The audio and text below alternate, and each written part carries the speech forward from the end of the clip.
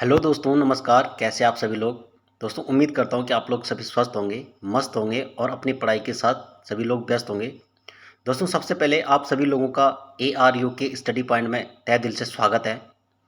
हम लोग यहाँ पर दोस्तों बेसिक जानकारियाँ अभी इकट्ठे करने पे जुड़े हुए हैं। हमने भारत की बेसिक जानकारियाँ देखी है, भारत के कुछ प्रमुख शहर और उनके संस्थापकों के नाम को देखा है।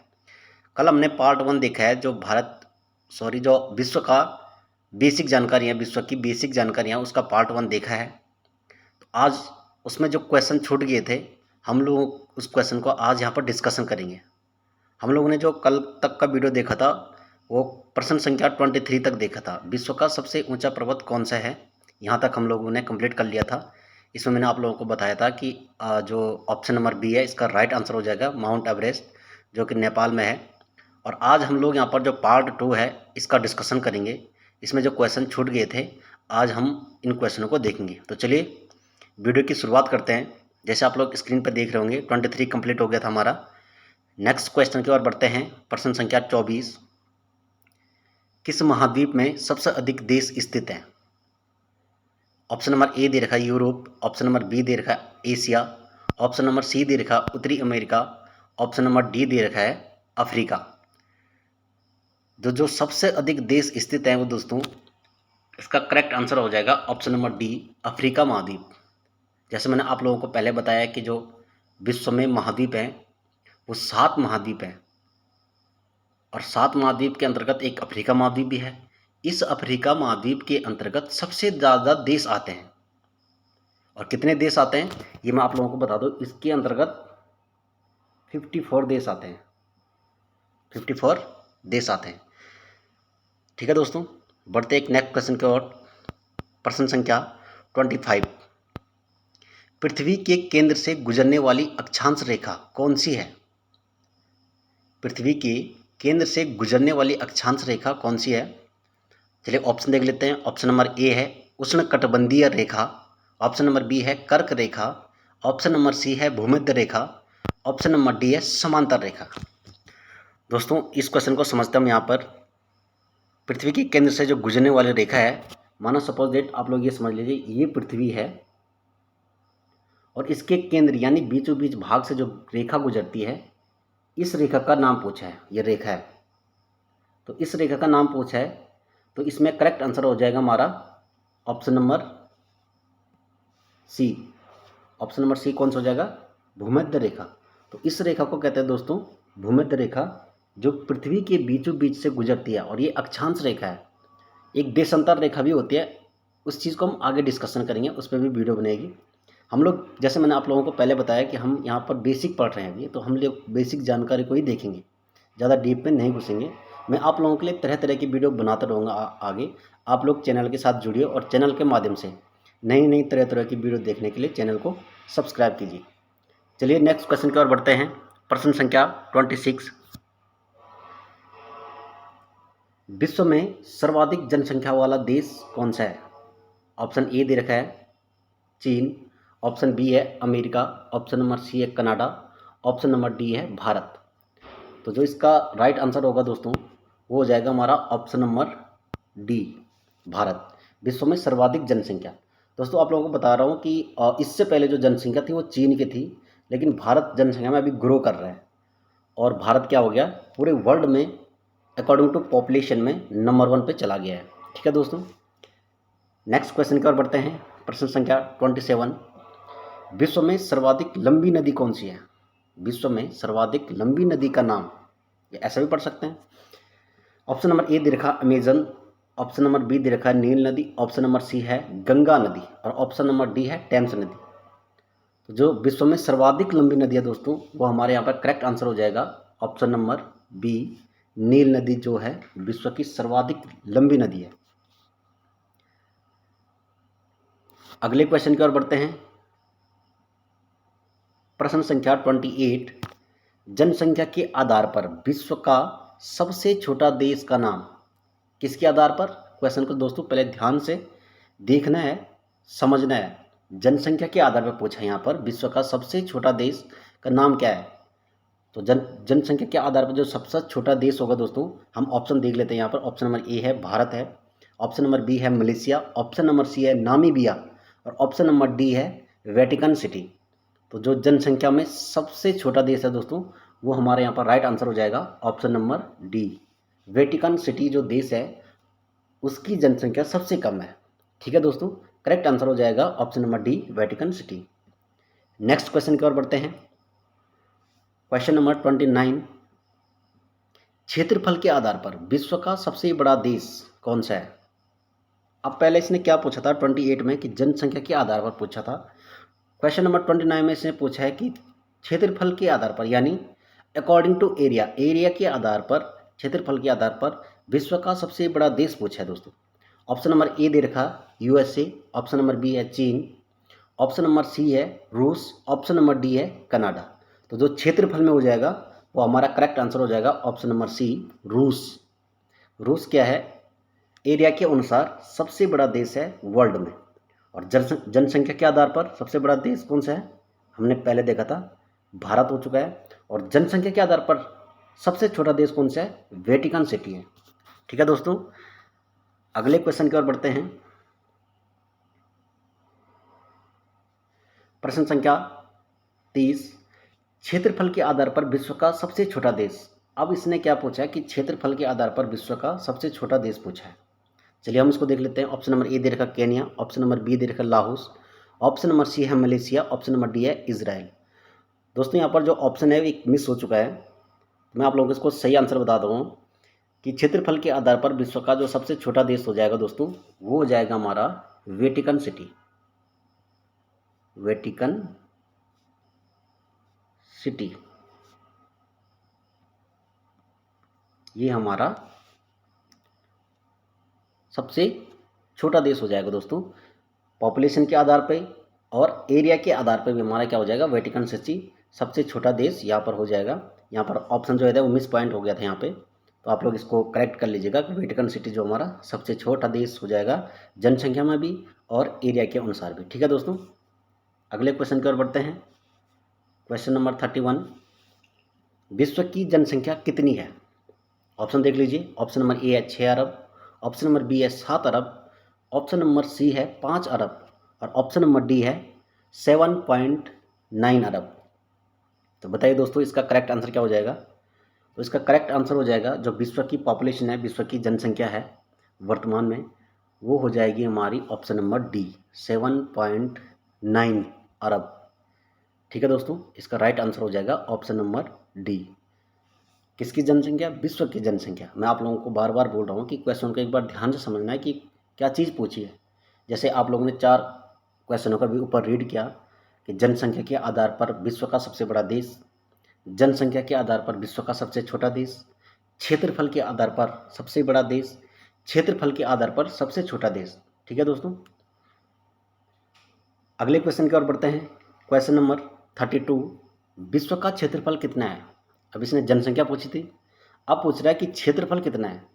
चलिए ऑप्शन देख लेते हैं। ऑप्शन नंबर ए है 51,72,00,000 वर्ग किलोमीटर, ऑप्शन नंबर बी है 50,80,74,00,000 वर्ग किलोमीटर, ऑप्शन नंबर सी है 41,73,00,000 वर्ग किलोमीटर और ऑप्शन नंबर डी है 31,01,45,000 वर्ग किलोमीटर। तो इसका जो राइट आंसर हो जाएगा दोस्तों, वो हमारा ऑप्शन नंबर ए हो जाएगा 51,72,00,000 वर्ग किलोमीटर। ये पूरा पृथ्वी का एरिया है दोस्तों, यानी जो हमारी पृथ्वी है ये इसमें स्थल जल दोनों मिलाकर जो वर्ग किलोमीटर में है ये 51,72,00,000 वर्ग किलोमीटर है। ठीक है दोस्तों, अगले क्वेश्चन की ओर बढ़ते हैं। प्रश्न संख्या 33, क्षेत्रफल के आधार पर भारत का विश्व में कौन सा स्थान है? अब इसने क्या पूछा है कि स्थान पूछा है, क्षेत्रफल के आधार पर भारत का जो स्थान है वो विश्व में कौन सा है। हमने ऊपर सबसे क्वेश्चन देखा था कि क्षेत्रफल के आधार पर विश्व का सबसे बड़ा देश कौन सा है, रूस है। अब इसने भारत का नाम पूछा है कि भारत कौन से क्रम में है क्षेत्रफल के आधार पर। चलिए ऑप्शन देख लीजिए। ऑप्शन नंबर ए है 5, ऑप्शन नंबर बी है 6, ऑप्शन नंबर बी है 7, ऑप्शन नंबर डी है 4। तो जो क्षेत्रफल के आधार पर भारत की स्थिति है जो विश्व में, वो ऑप्शन नंबर सी हमारा यहाँ पर राइट आंसर हो जाएगा, 7वें स्थान पर है। ठीक है दोस्तों, नेक्स्ट क्वेश्चन की ओर बढ़ते हैं। क्वेश्चन नंबर 34, भारत का क्षेत्रफल विश्व के क्षेत्रफल का कितना प्रतिशत है?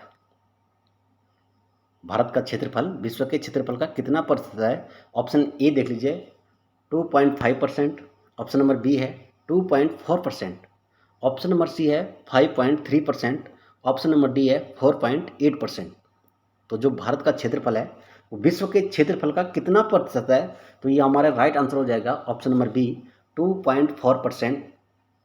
ठीक है दोस्तों, अगले क्वेश्चन की ओर बढ़ते हैं। प्रश्न संख्या 35, विश्व में कुल कितने देश हैं?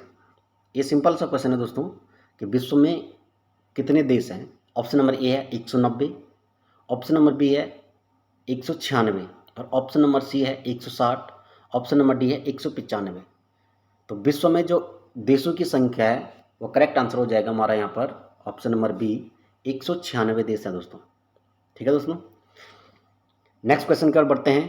प्रश्न संख्या 36, विश्व में चाय का सबसे बड़ा उत्पादक देश कौन सा है? किस चीज़ के बारे में पूछा है? चाय के उत्पादन में, यानी चाय का सबसे ज़्यादा उत्पादन होता है वो विश्व में कौन सा देश है? चलिए ऑप्शन देख लीजिए। ऑप्शन नंबर ए है चीन, ऑप्शन नंबर बी है श्रीलंका, ऑप्शन नंबर सी है भारत और ऑप्शन नंबर डी है केन्या या केनिया। तो इसका जो राइट आंसर हो जाएगा, सबसे ज़्यादा चाय का जो उत्पादन करता है दोस्तों वो चीन करता है। ऑप्शन नंबर ए इसका राइट आंसर हो जाएगा। चीन क्या है, चाय के उत्पादन में नंबर 1 पे है। किसमें? पूरे वर्ल्ड में। ठीक है दोस्तों, नेक्स्ट क्वेश्चन की ओर बढ़ते हैं। क्वेश्चन नंबर 37, विश्व में कॉफ़ी का सबसे बड़ा उत्पादक देश कौन सा है? पहले इसने पूछा चाय का, वो हमने देख लिया था, चीन चाय के उत्पादन में नंबर 1 में है। अब पूछा है कि कॉफ़ी के उत्पादन में विश्व में सबसे बड़ा देश कौन सा है? चलिए ऑप्शन देख लेते हैं। ऑप्शन नंबर ए है वियतनाम, ऑप्शन नंबर बी है ब्राज़ील, ऑप्शन नंबर सी है कोलंबिया, ऑप्शन नंबर डी है मैक्सिको। तो जो कॉफ़ी के उत्पादन में सबसे बड़ा देश है दोस्तों वो हमारा राइट आंसर हो जाएगा यहाँ पर कौन सा? ऑप्शन नंबर बी, ब्राज़ील क्या है, कॉफ़ी का सबसे ज़्यादा उत्पादन करता है। चाय कॉफ़ी तो सभी पीते हैं, चाय को हमने देख लिया है कि चाय का उत्पादन करता है चीन और कॉफ़ी का सबसे ज़्यादा उत्पादन करता है कौन? ब्राज़ील। चलिए नेक्स्ट क्वेश्चन की ओर बढ़ते हैं।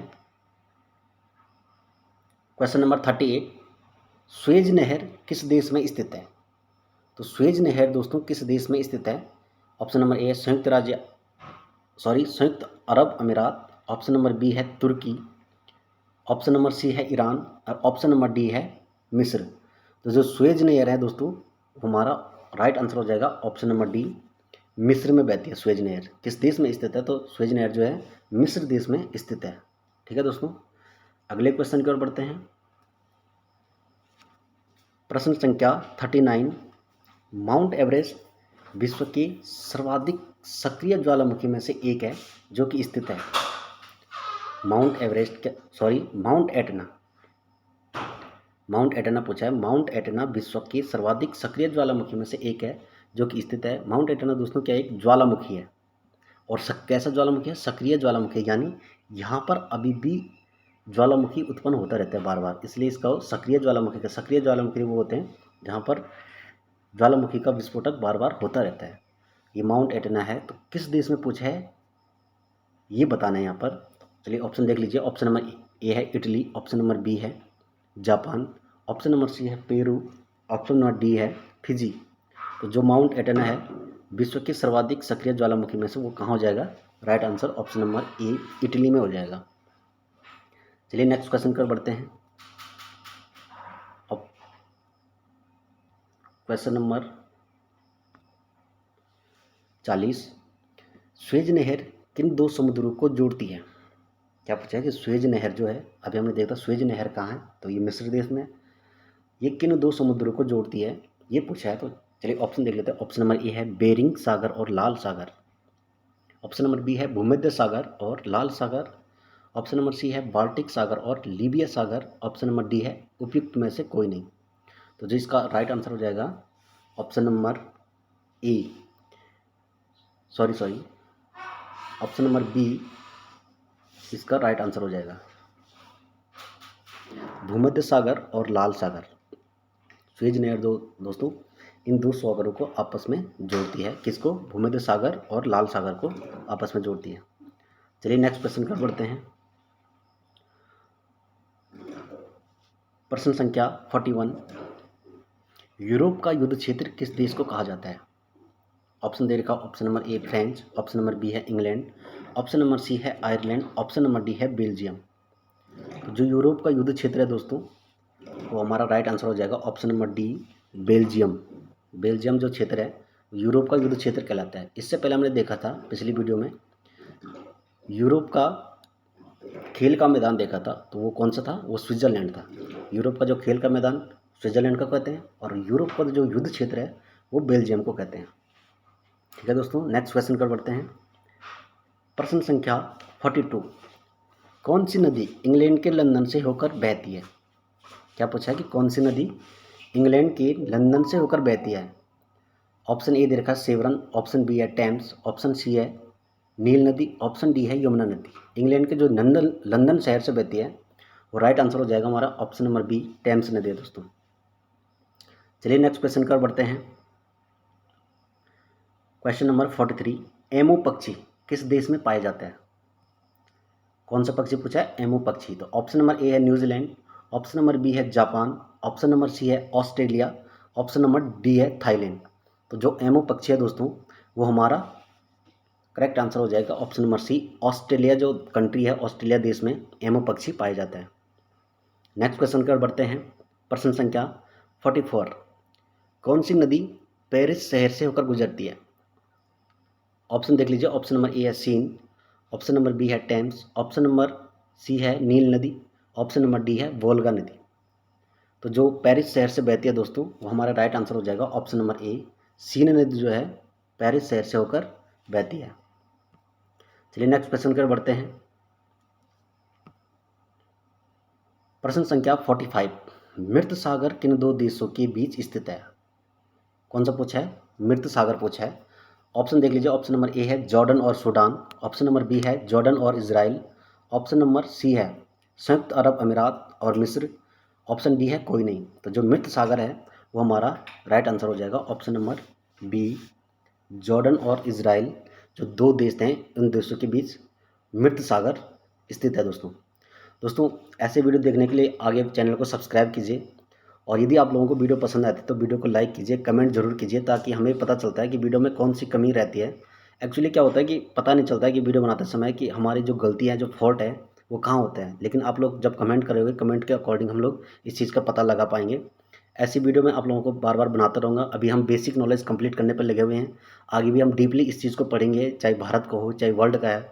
चलिए दोस्तों, मिलते हैं एक नेक्स्ट वीडियो में, तब तक के लिए धन्यवाद।